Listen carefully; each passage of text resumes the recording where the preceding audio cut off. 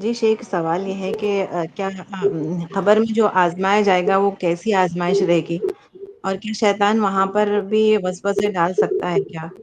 اور تیسری چیز کہ یہ مومن کو جب قبر میں آزمایا جائے گا تو کیا اس کے گناہ اس سے مٹا دیے جائیں گے، معاف کر دیے جائیں گے؟ یہ معلوم کرنا تھا شیخ۔ دیکھیے، فتنہ قبر جس سے پناہ مانگنے کا حکم دیا گیا ہے، اور نماز کے آخری تشہد میں آخر میں اس کے تعلق سے ہم دعا بھی کرتے ہیں، اور صبح شام کے اذکار میں بھی ہم قبر کے عذاب سے پناہ طلب کرتے ہیں۔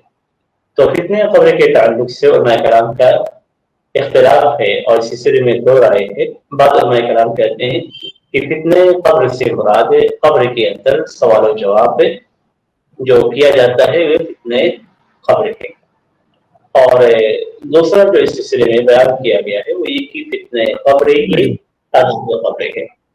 اور بعض علماء کرام نے دونوں باتوں کو صحیح قرار دیا ہے کہ فتنہ قبر کے اندر سوال قبر بھی داخل ہے اور عذاب قبر بھی داخل ہے۔ تو جب ہم پناہ مانگتے ہیں تو دونوں چیزوں سے ہم پناہ مانگتے ہیں، عذاب قبر سے بھی، اور اسی طریقے سے ہم سوال کے جواب کے تعلق سے بھی ہم پناہ مانگتے ہیں کہ اس وقت میں کوئی بھی کسی بھی طرح کی آزمائش میں نہ مبتلا کیا جائے۔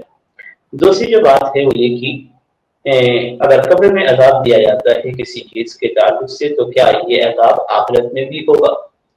تو اس تعلق سے علماء نے جو باتیں کی ہیں ان کا خلاصہ یہ ہے کہ اگر قبر میں عذاب دیا جاتا ہے اور جو عذاب اس کا مقرر ہے اللہ تعالیٰ کے ہاں وہ عذاب پورا ہو جاتا ہے تو پھر اللہ تعالیٰ ظلم کے طور پہ دوبارہ اس کے عذاب نہیں دے گا۔ اور یہ ایک اس کے اندر پہلو پایا جاتا ہے۔ اسی کے بعد گناہوں کے تعلق سے آتا ہے کہ قبر کے اندر اس گناہ کی وجہ سے اسے عذاب دیا گیا، تو اب کیا اس کو ڈبل عذاب دیا جائے گا، یعنی قیامت کے بعد، حساب کے بعد پھر اسے عذاب دیا جائے گا؟ اس تعلق سے علماء نے ذکر کیا ہے کہ ظلم اس کے اوپر نہیں کیا جائے گا، لیکن عذاب کی مقدار کو اللہ ہی بہتر جانتا ہے۔